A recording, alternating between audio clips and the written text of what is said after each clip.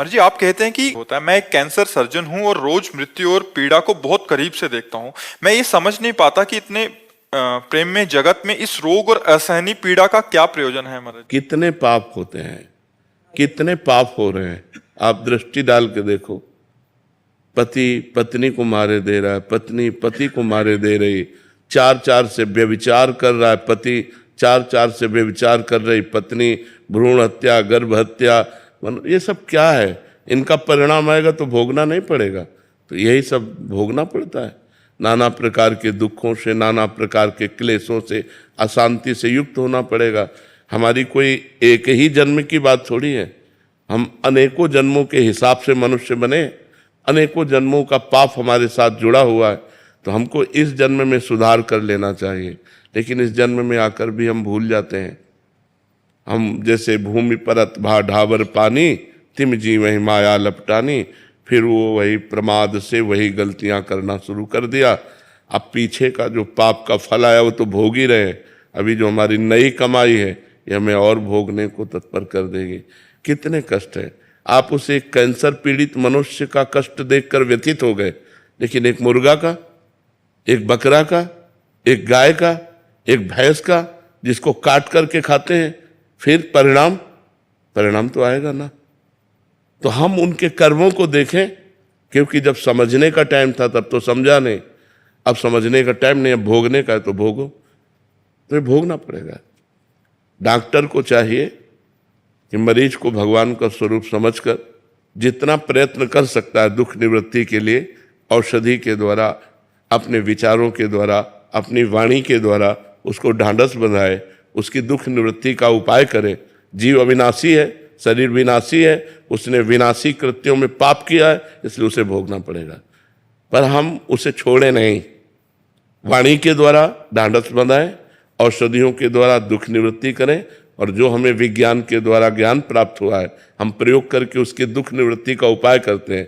पर उतना ही कर सकते हो जितना करना है, आगे को तो भोगना ही पड़ेगा उसे। तो इसलिए पाप का अवश्य फल भोग, अवश्य में भोक्तव्यम कृतम कर्म शुभाशुभम, शुभ और अशुभ कर्म का फल भोग। कैसे कैसे लोग पाप करते हैं, आप देखो ना, कैसे कैसे पाप करते हैं। उनका परिणाम जब आएगा, उनका परिणाम आएगा तो भोगना पड़ेगा ना। लाखों दिलों को दुख पहुंचाते हैं, हजारों जीवों को खा जाते हैं, इनका परिणाम जब आएगा तो भोगना नहीं पड़ेगा? भोगना पड़ेगा, कर्म का फल भोगना पड़ता है। इसलिए डरो कि हमारे द्वारा कोई ऐसा कर्म न बन जाए जो हमें भोगना पड़े। नाम जप करो भगवान का, परोपकार करो दूसरों का, कभी दूसरों के साथ हिंसा व्यभिचार ऐसे दोष मत करो, तो तुम्हारा जीवन आनंदमय हो जाएगा। पीछे के पाप भजन बल से नष्ट हो जाएंगे, प्रारब्ध को भोग कर नष्ट कर लो, अगला जो कार्य कर रहे हो, अच्छे कर रहे हो, तो भगवान की प्राप्ति हो जाएगी। अगर मनुष्य भी बनोगे तो स्वस्थ विचारवान लोक कल्याण वाले बनोगे। तो आज क्या मनुष्यता रह गई है। नशा किए घूम रहे हैं, किसी की जंजीर चैन खींच रहे हैं, किसी को मार रहे हैं, किसी को लूट रहे हैं, कैसा कैसा अत्याचार। पर बहुत समय हिसाब लेट होता है अपने यहाँ, तुरंत हिसाब नहीं होता। भारत में भी देख लो, कानून व्यवस्था में अगर आज मुकदमा डाला गया तो 10 साल मुकदमा ही केवल चले, 10 साल मुकदमा चलने के बाद उसे सजा और जुर्माना दिया जाता है। तो अब जब एक जन्म में एक की हुई अपराध प्रवृत्ति का 10वें वर्ष में निर्णय होता है जाके, तो फिर अनेक जन्मों से जो हम पाप करते चले आ रहे हैं, हमारे भगवान का तो बहुत बड़ा दरबार है, वहाँ तो असंख्य जीवों का हिसाब किताब है। तो अब पता नहीं 50 जन्म पीछे का कर्म लागू हुआ करके, तो हमें भोगना पड़ेगा, क्योंकि करने वाले हम ही हैं। हमारे शरीर बदलते गए, लेकिन कर्ता तो हम नहीं बदला ना, तो कर्ता को भोगना पड़ता है। इसलिए धैर्य रखो आप, और डॉक्टरी के द्वारा दूसरों की दुख निवृत्ति का उपाय करते रहो। बकाया जो जैसे कर्म करता है उसे वैसा भोगना पड़ता है। डार्विन कुमार यादव जी, राधा महाराज जी, गुरु से सच्चा प्रेम कैसे प्राप्त होता है? गुरु मंत्र से प्रेम करने पर। गुरु प्रदत्त नाम और मंत्र से प्रेम कर लो तो गुरु से प्रेम हो जाएगा। गुरु कोई पांच भौतिक शरीर नहीं है, गुरु सच्चिदानंदमय है। ब्रह्मानंदम परम सुखदम केवलम ज्ञान मूर्तिम द्वंद्वातीतम गगन सदसम तत्वमस्यादिलक्षम एकम नित्यम विमल अचलम सर्वधि साक्षिभूतम भावातीतम त्रिगुण रहितम सद्गुरुम तम नमामि। ये सद्गुरुदेव हैं। ऐसे सद्गुरुदेव से प्रेम होना अर्थात भगवान से प्रेम होना है। गुरु साक्षात परब्रह्म तस्मै श्री गुरुवे नमः। गुरु से प्रेम करने के लिए गुरु प्रदत्त आचरण, गुरु प्रदत्त नाम मंत्र का जप किया जाए। जैसे गुरुदेव कहें वैसे हम आचरण करें तो गुरु से प्रेम हो जाएगा। गुरु से प्रेम हो गया, सब कुछ हो गया। घर में अनुकूल स्थिति नहीं हो तो ये सब बातें प्रेमी नहीं देखते। प्रेम भी करना चाहते हो और संसार में अनुकूलता भी चाहते हो, ये प्रेमियों का मार्ग नहीं है। ऐसा दीक्षा ले लेनी और चाहिए। ये तुम्हारी समझ की बात है, हमारी समझ हम तो ले चुके हैं। तुम्हारी समझ की बात है कि लेना चाहिए कि नहीं लेना चाहिए, चलना चाहिए कि नहीं चलना चाहिए, तुम्हारी समझ की बात है। जूही जी। राधे राधे। राधे राधे महाराज जी। महाराज जी, अपने मन की आवाज या शक्ति को कैसे मजबूत करें, बाहर के शोर को कैसे कम करें? भगवान के नाम जप से। जब हम अंदर ही अंदर खूब नाम जप सुनते हैं तो हमारे अंदर दिव्य सामर्थ्य अध्यात्म की जागृत होती है, तो हम मन को रोक सकते हैं। हम श्रवणेंद्रिय से सुनते हुए भी नहीं सुनते, नेत्रेंद्रिय से देखते हुए भी नहीं देखते, शांत भगवान में चित्त वृत्ति लग गई, सब ठीक हो गया। बिना अध्यात्म बल के मन को रोक पाना बहुत कठिन है। जैसे तूफान को नहीं रोका जा सकता किसी भी हालत में, ऐसे मन को नहीं रोका जा सकता।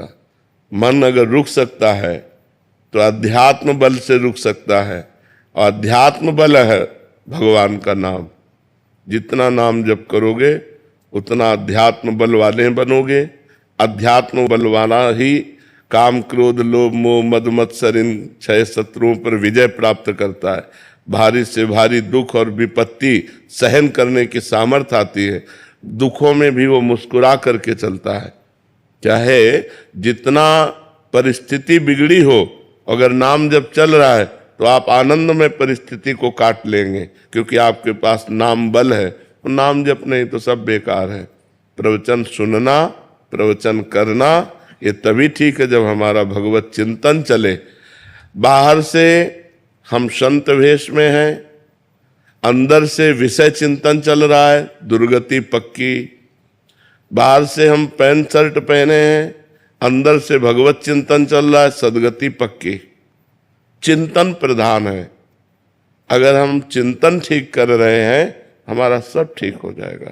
तो नाम का चिंतन करो, भगवान के मंत्र का चिंतन करो, भगवान के रूप का चिंतन करो, भगवान की लीलाओं को सुनो, गाओ और चिंतन करो। मधु जी। राधे राधे महाराज जी। महाराज जी, जीवन में खुशी कैसे मिले? भगवान से। जो आनंद सिंधु सुख राशि सीकर तय त्रैलोक सुपासी। सीकर कहते हैं ऐसे एक बूंद पानी अंगुली में लो और उसे से चट्टान पे मारो, उसके जो छोटे टुकड़े होते हैं उसे सीकर कहते हैं। आनंद समुद्र के एक बूंद के सीकर से त्रिभुवन आनंदित हो रहा है।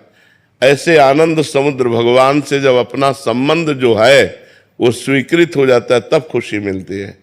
मेरा प्रभु पुत्र है, मेरा प्रभु पिता है, मेरा प्रभु मित्र है, मेरे प्रभु पति हैं, मेरे प्रभु स्वामी हैं। कोई संबंध प्रभु से रख ले तब जो अंदर खुशी मिलती है उस खुशी का पार नहीं होता है। यहाँ जितनी खुशियां हैं सब दुख में बदल जाने वाली हैं। सुंदर पत्नी मिली कब मर जाएगी क्या पता, सुंदर पति मिला कब छूट जाएगा क्या पता, सुंदर पुत्र हुआ कब मर जाएगा क्या पता है। मृत्यु लोक है, कभी भी कोई भी कहीं भी बिछुड़ सकता है।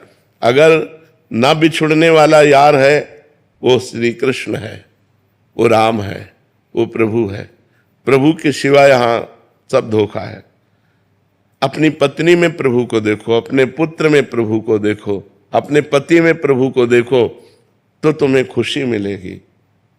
प्यार करो सबसे, लेकिन भगवत भाव से करो तो तुम्हें खुशी मिलेगी।